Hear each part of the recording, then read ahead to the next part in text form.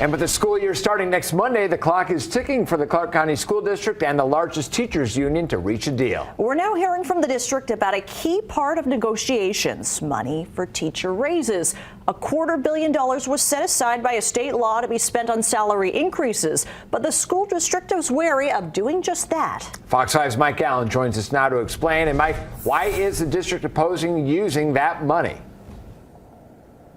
It's all about the timeline, John and Jacqueline. So when this bill was passed, 2025, specifically June of 2025, is when this $250 million is set to expire. That falls well short of CCEA's demands for salary increases, which of course extends beyond that school year. So the district says that since the state legislature did not commit to making those $250 million recurring past 2025, the teachers union should use its share of the funds for salary increases the next couple of years. But crucially, the district will not take that money into account during the ongoing negotiations with CCEA, citing a desire to follow good financial practices, since that money is not guaranteed beyond a couple of years from now.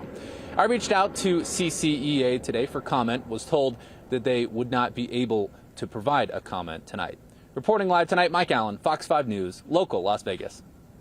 And on Monday, CCSD filed a complaint in district court to prevent the teachers union from striking, saying it would violate state law. CCEA said it would engage in a work action if a deal is not reached by August 26th.